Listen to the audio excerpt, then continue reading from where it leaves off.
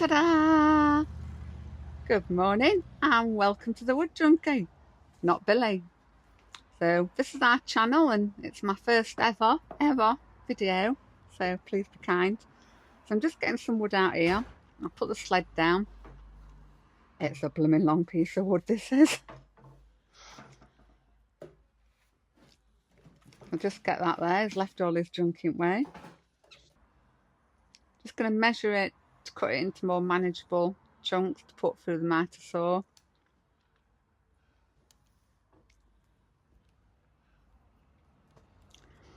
When I'm using the miter saw, this is my first ever go of it.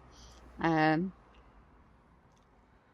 just moving it along there to line it up with what I've measured out. And I found it quite, when I see Billy using it, it looks really easy. And it is easy, but it was just quite heavy.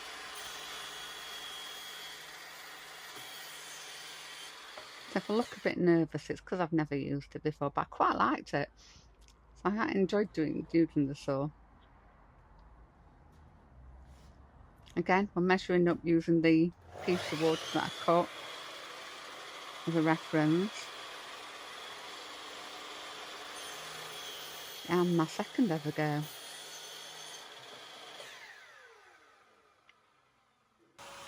I let the blade stop as well before I moved it out. I've had it drilled into me. So just making a little bit of drawings there. My artwork's shocking, so just don't look at that bit. Now the table saw, I've had to go at this once before, and it does scare me a little bit, to be honest, but I've got to get over that. So just putting the blade up here. You'll be able to see it in a minute. Where is it? Where is it? There we go. And setting on the side. Oh, there we go. And off it sets. Actually, the more I did this under the pieces, it felt a bit better. So I think it's just something I've got to get used to. It's just the force of it, not the actual using it, that frightens me. So yeah, I'm just putting that through there and getting the stop block that Billy needs. Keep my hands safe. I like my fingers. You've got to be careful with tools, I do know that. There we go. And there, back to the miter saw. Now there's two pieces here. And I've got a stop block at the end that makes it really easy doing repetitive cuts. There we go. And again, letting the blade stop before moving it, because apparently when you've got a stop block on the end, it's important to let your blade stop more than usual. So I don't want any kickback and the wood flying at me. I don't like pain, I'd rather avoid it. So there we go, and again, there's a lot of wood to cut here. As you can see, I'm quite impressed I did it. It's the little things. And Billy's showing me how to put the marks on here, making sure that the back bit's flush with the back. See, his hand's there now. Keep it flush, and put your lines.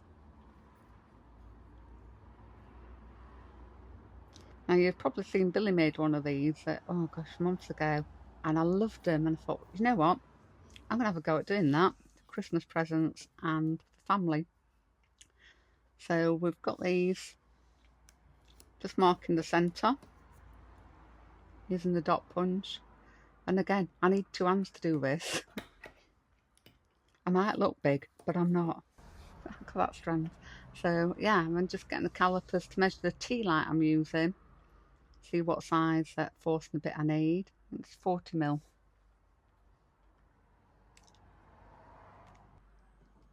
Stanley's always in the background. Wherever I am is not far. He's a mummy's boy. And again, this side we're just going to measure the mark off the centre. on there.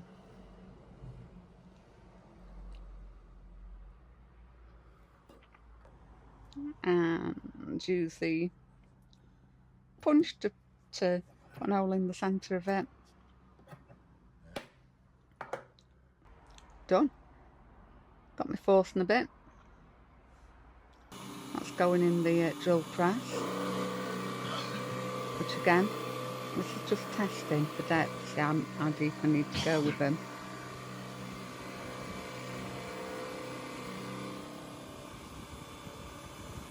I love the drill press.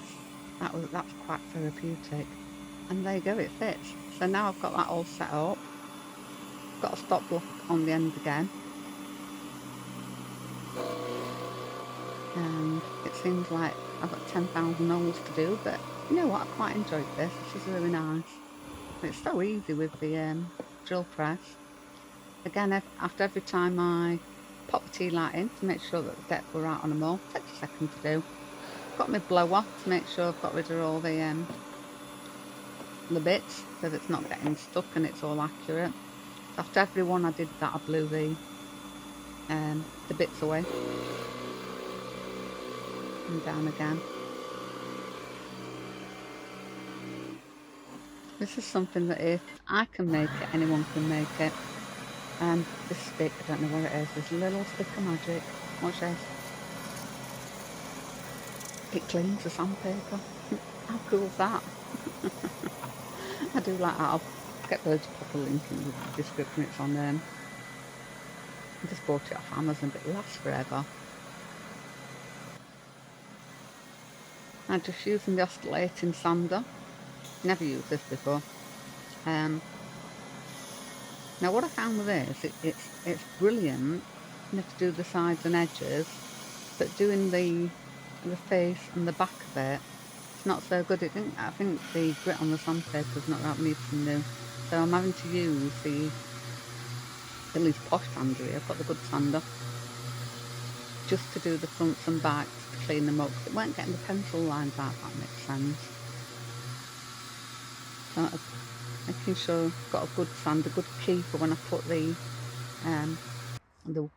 finish on. For the finish I'm using my morels, but here I'm just putting them into sets. You can see what they are. I absolutely love them. So when I'm doing the finishing, I use morels and I use the polyvine one. Morels is really quick drying, it's so easy to apply and use. I've tried the antique pine one here, the first one I did. I've only done one in that because I weren't keen on the colour. I don't know, let me know what you think. Do you like that colour? It takes seconds to apply and it's so easy, and you'll see me using it on all Billy's videos. Black is my favourite. The one I've done. It looks jet black when it goes on, but you'll see at the end it doesn't dry that jet black. You can get a jet black one, but it's just something about the colour. I love it. I love that one. So yeah, that's something that dries really quick. So simple to use.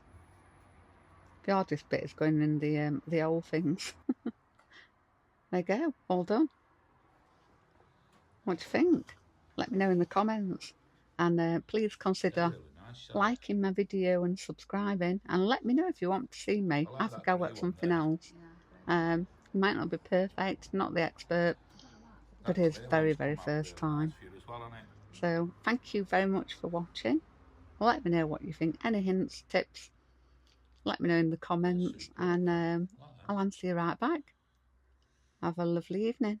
Bye. Everybody's getting these for Christmas.